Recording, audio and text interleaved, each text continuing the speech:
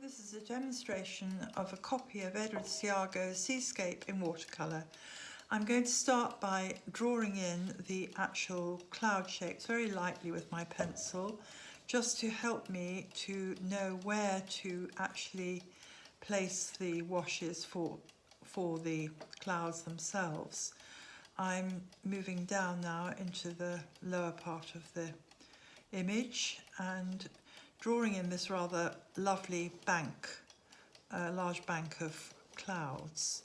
I'm keeping the line very light and wriggly because I want to maintain that soft, feathery look that clouds have, so they don't have a hard contour at all. And it's important that when you come to paint it, that the actual line you've drawn really disappears. It's only there as a guide, and will be eventually rubbed out once the paint is actually dry. As you move down towards the middle of the painting, try and make the cloud shapes become narrower, as they would in reality. And you move gradually towards the horizon line, which is here about 2 inches up from the bottom, and it literally is just a straight line that you draw from the left to the right. Above that, I'm just indicating a little bit of a cliff edge, as Seago has done. And then going from the middle, I'm doing a little vertical line. I'm going to draw or indicate a jetty.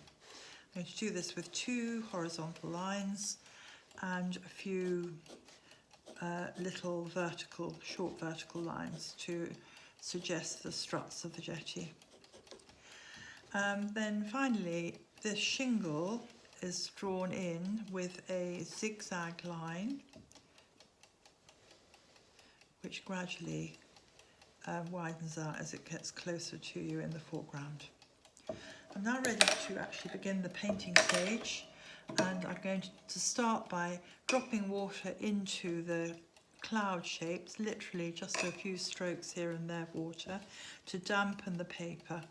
The technique I'll be using is wet into wet, so I want to introduce the washes of colour into this really lovely wet surface and allow the water and the colour to fuse together. It's one of the wonderful things about watercolour is how you can get this fusing of wet colour into wet colour. Down here at the lower part of the sky, I'm literally just doing some little strokes of water because I don't want it to be a solid mass of colour. And then on the beach here, there is also going to be a little bit of cloud colour, which I'm using for this is going to be a raw sienna, and I've already pre-mixed this up.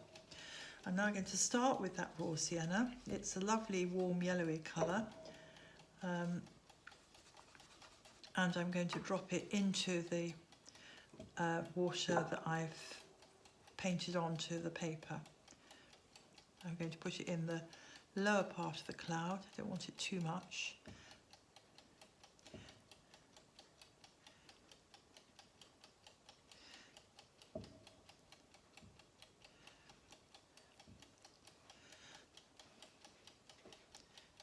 Can put in the odd bit on the middle part of the cloud shape as well. It gives it more of a three-dimensional feeling. And then down here, it's more strips of colour rather than blocks. So I'm using the tip of my brush and literally just stroking in a few strips of this sienna colour.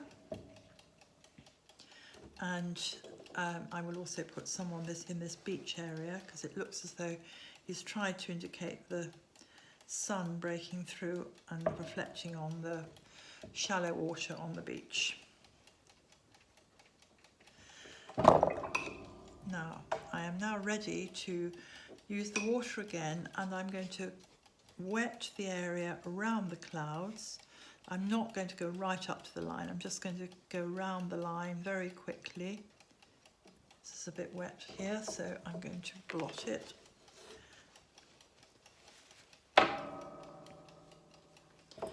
It's always useful to have a paper towel at hand for drips that occur when if you don't want them, you can always blot them back. And around here, going in between the cloud area, just put some water and down the bottom, and a little bit down here in the foreground. And now I'm ready to introduce the blue. The blue's been pre-mixed, it's just ultramarine and water. It's a sort of lightish tone of the blue. I don't want it too strong. And I'm going to, again, work very rapidly down the painting. It's running a bit into the water, which is fine, as long as it doesn't actually go into the cloud area. And hopefully, because I haven't gone right up to the line, it will just stay where the water is. The water will go to meet the water, which is fine. Just bring it across in here in the middle. If it runs a bit at the bottom of the cloud, it doesn't matter too much, because it's quite nice to have those two colours fusing together.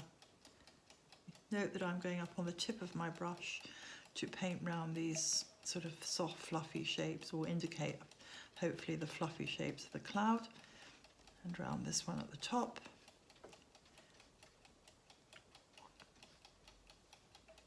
Bring it right across. If it does bleed a bit, that's fine. And then as you get down here, again, I'd be very gentle with how much blue you put in. You don't need very much, so you just use what's on the brush. Don't actually add any extra into your brush. And then just do little strips and drag the colour with your brush across in these lower areas, so you get the sense of the clouds diminishing in width as they get towards the horizon line.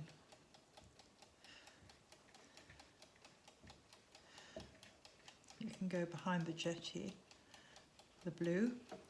And then finally, I would actually put some blue here in the foreground to suggest the water on the beach.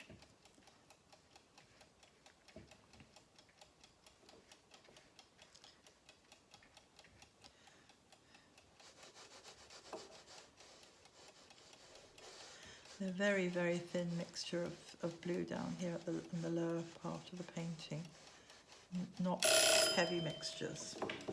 And that we're going to leave there.